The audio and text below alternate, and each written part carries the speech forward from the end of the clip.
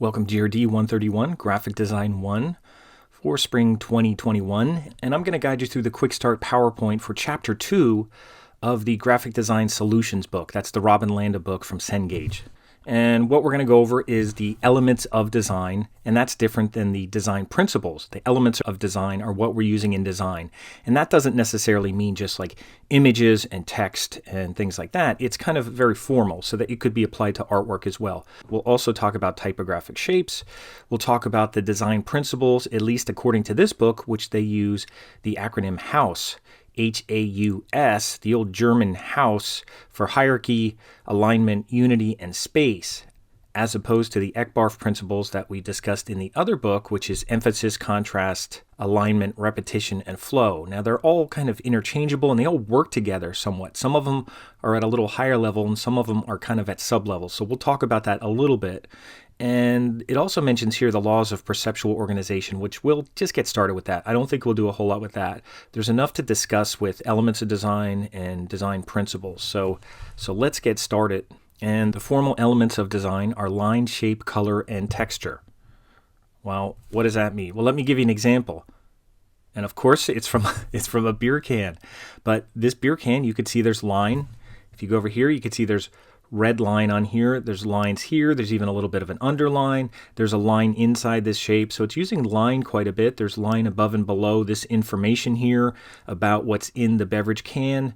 There's shape. There's this kind of six-sided shape here. 1, 2, 3. Yeah, it's a hexagon shape that's here. There's a six-sided shape. The shape of the can is part of the shape too. We'll talk about that.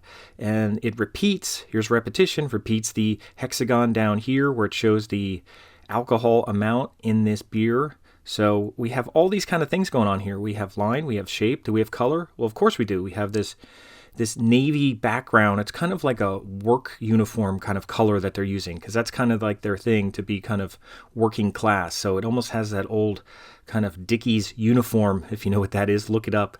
But the kind of workman uniform that you would see, someone who would work on maybe the heating and air conditioning, something like that. That's kind of their look that they have here. And they're using kind of pops of red on the blue, and then they're also using red over top of this cream color. So there's a lot of nice contrast. There's this kind of warm cream color contrasting with the cool blue background, and they're repeating it here, they're using it here, and then the red also has pops, but it's just used for an accent somewhat. It's accenting the name, it's accenting the logo here, so it really pops from the background a little bit more from the blue. So that's color. And how about texture? Well, we don't have a lot of texture. We have some flat areas, and even this is a real can that I photographed.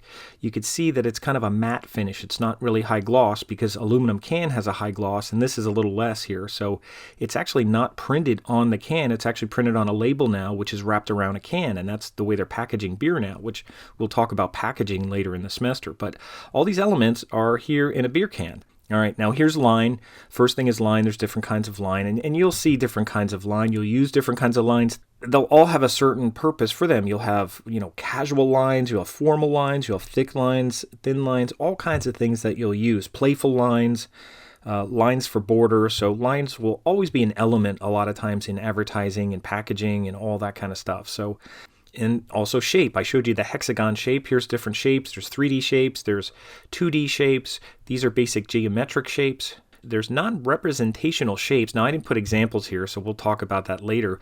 But basically, it's not representing anything. So it's not really something that's very familiar. The hexagon in the workhorse beer would actually be a non-representational shape. I'm not going to try to say that a lot of times. It's a very long word there. An abstract refers to something that's distorting something real. So it could be a distortion of a person or of their face or of something else, just of a palm tree, anything that just doesn't look realistic. If you had a palm tree on a packaging or something, it might not be a realistic palm tree. It may be a cartoonish palm tree or something. So that's kind of where abstract might come in.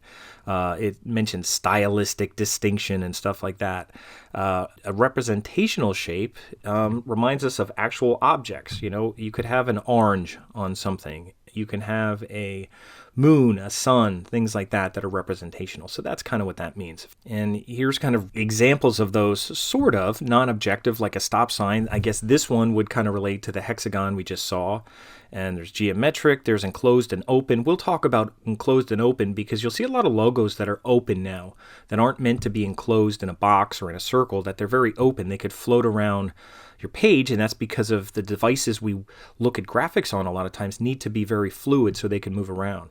And here's organic shapes, here's representational shapes, all that kind of stuff. So that should make sense in terms of shape. Here they mentioned figure-ground relationship, or foreground, background, however you want to look at that. We always have to think of that. And the format you're working in actually plays a role. So if you're on a piece of paper, whatever you're on plays a role in that. And here's an example of a design with foreground, background. And you can see the blue creates kind of the background. It makes this gray and black shape. I guess this has something to do with pollution or something. Stop the plant. It's a poster about the plant. It's showing some representational things here of a skull. And they're kind of using just basic shapes, basic foreground and background shapes. And the high contrast shapes, because of black and gray, which are a little more high contrast, are coming forward, and blue is kind of sitting in the background. Plus, we think of a sky and stuff like that. So naturally, we kind of see blue going in the background, not coming in the foreground. And of course, here's the beer can again. What does that have to do with foreground, background, or figure and ground? Well, we have a format here that's pretty controlled. They're not putting these on a coaster or anything right now. They're putting these labels on a can. So it's vertical.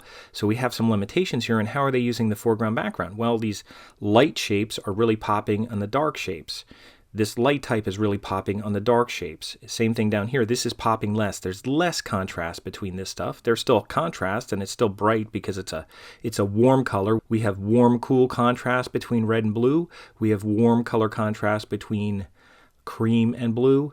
And also we have this foreground, background. You could definitely see what's in the foreground because it's lighter, it's brighter, and what's in the background, this blue sits in the background, just like on this poster. Now in this slide they mentioned things like reversal, where basically you could go either way. You've probably seen those pictures where like they say, what do you see? And one thing you see a woman, another thing you see a cat or something. There's like this optical illusion kind of things, but here's where the figure in the ground is kind of reversed. They can kind of work either way, and it can be used for design purposes. Texture, we're not going to talk a whole lot about texture right now because I'm not going to have you use texture yet.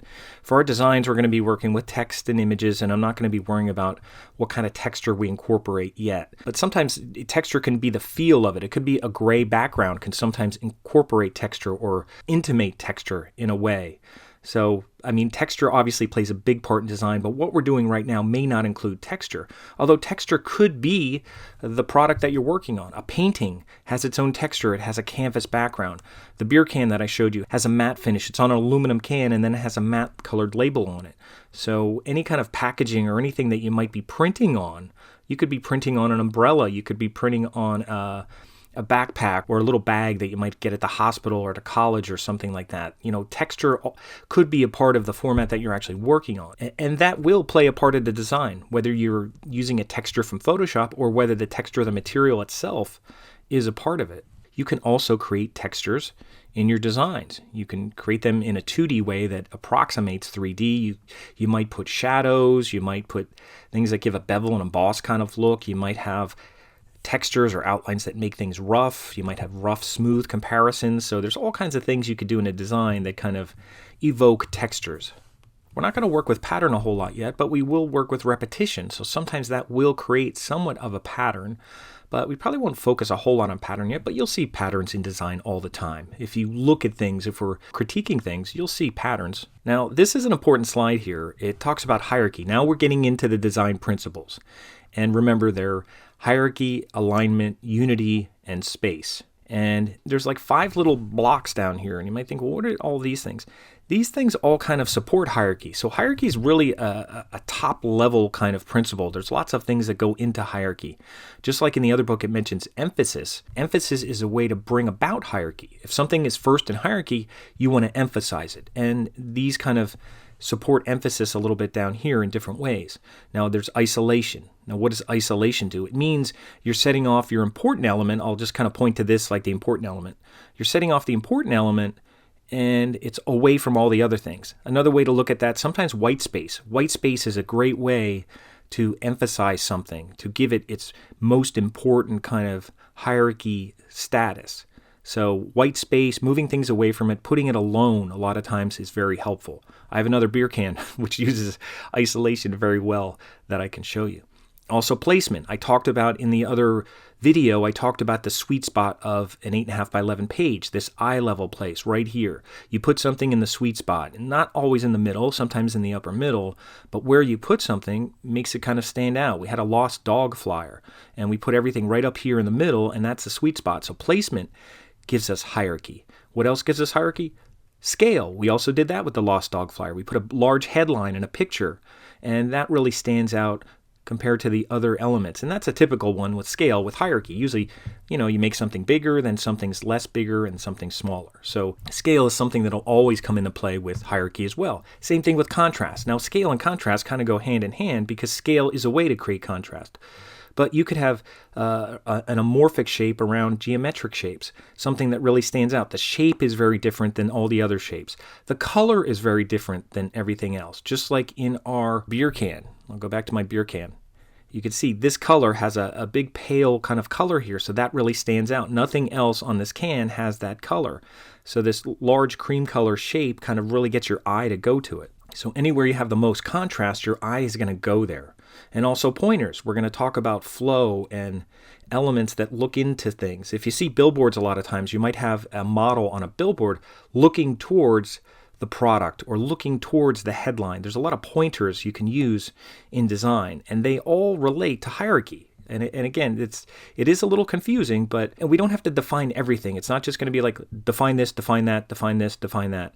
They all support each other, and as long as you just understand the language of it and what's happening, it'll eventually just be part of what you do, like driving. You won't think about it anymore. You'll just know to do it. Now, here's the ABCs of hierarchy. What do you want the viewer to look at first? We already talked about that in our first exercise where we just had the important idea, the second idea, and the third idea. So that's kind of the ABCs, first, second, third.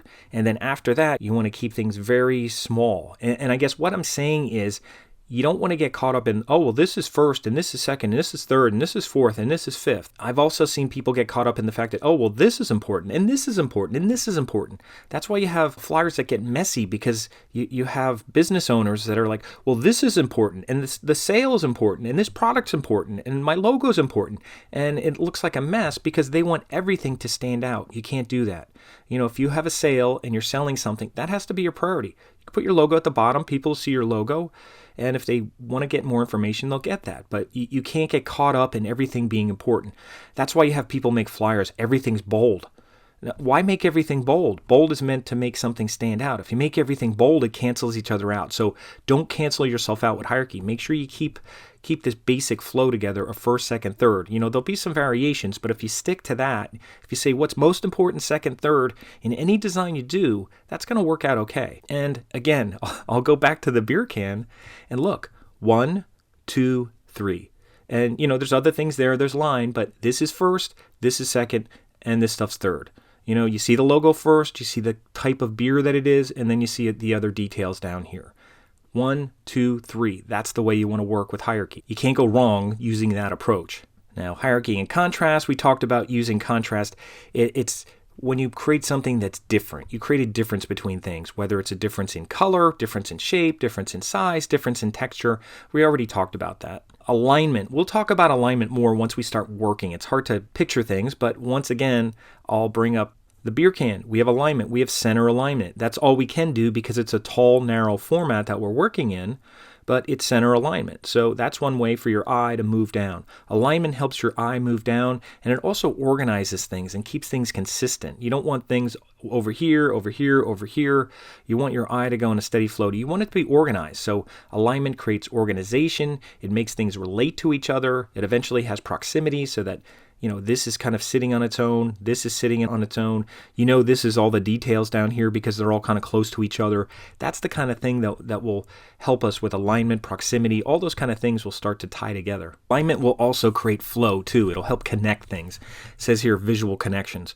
So we'll create some flow with alignment as well. We use alignment to lead the eye to elements, and we'll also connect things together when it's necessary. So alignment's very important, and you'll get the hang of it once you start designing. And unity. What is unity? Well, unity means things go together. You think about it when you get dressed. Does this go with that? If you're wearing something that doesn't go with something, I know during this lockdown it's weird because you might be wearing a sweater and then just throwing on sweatpants or something, or it's workout pants because you're on Zoom and people could only see your top. But in normal times, you wouldn't wear a sweater with sweatpants or something like that. You wouldn't put on a sweater and then have shorts on or jammy bottoms, whatever you may be wearing to be comfortable. What goes together? You may not wear like a suit and put on sneakers because they don't go together. Everything should tie together. Everything should kind of unite. So think about clothes. Think about things going together. Also, think of like a familial kind of thing, a family. That there's traits of a family. Everybody kind of shares similar traits in a way. They may have a similar voice. They may have similar mannerisms. Their hair may be similar. The way they act may be similar. The way they look may be similar. All those kind of things. There's a familial element. And in design, you want to have that unity. You want things to kind of look like they belong together. And finally, with unity, you want things to work together. Because remember, you have a purpose. You're selling something, you're promoting something, you're identifying something. In order to support your purpose, you want all the elements working together. If there's an element in your design that's not working together, it's leading your eye out of the design, it just looks odd, it's distracting, any of that kind of stuff, it affects unity. So you don't want something distracting. You want all the parts working together. So again, with unity, you want things to go together. You want them to feel like they belong together, and you also want them to work together like a team. I remember when I played football, we had certain rules about what you could wear. Like you couldn't, if everybody had white socks, back when I played, you couldn't have a guy wearing black socks, or even somebody wearing their socks down low. Everybody would pull up their socks high because it would look distracting. You wouldn't look unified, and that's unity. You want everybody to kind of look together. If you're a team, you're all kind of looking the same, working together. You didn't have a lot of people wearing different things, at least when I played back in the 80s. And I think we're going to take a break here, and we'll pick up with part 2 discussing a painting.